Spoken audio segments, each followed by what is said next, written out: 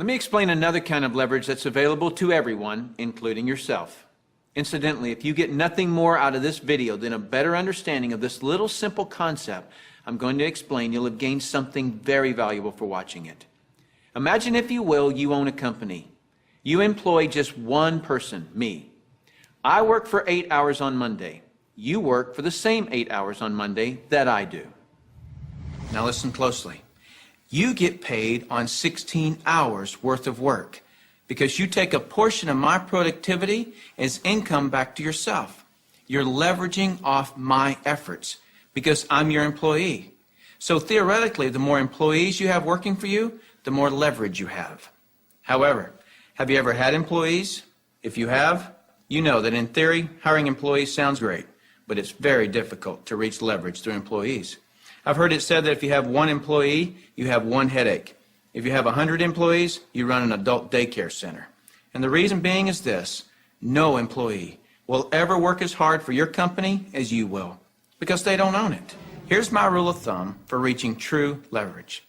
If there's one sentence that epitomizes the entire video, it would be this: to have true leverage, you must create a situation where everyone has the same amount to gain.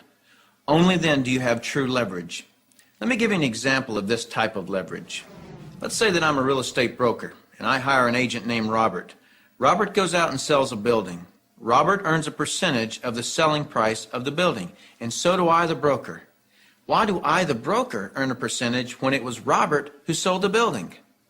Well, I did some of the advertising. I trained Robert. I had the initiative to go get my broker's license in the first place. I put up the risk. I did a lot of things. And so it's valid that I, as the broker, earn my money. But Robert doesn't work for me as an employee. He's an independent contractor. He just hangs his real estate license on my wall. My point here is the broker and the agent have the same amount to gain from the sale of the home. It is totally in the agent's interest to earn more money, which is a form of leverage for the broker. There is a flaw in this leverage situation that I've shown you, and it's this: the broker can have multiple agents, but the agents cannot.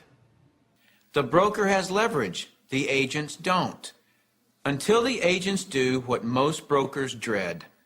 What happens when I, the broker, have been real effective at teaching Robert to be a good agent? What's Robert going to want to do in a couple of years? Be his own broker, right? Is this good for me, the broker? No, because as soon as he becomes a broker, two bad things happen to me. Number one, he breaks away from me and I lose him as an income source. And two, worse than that, he's now my competitor that I trained. He knows all my good stuff.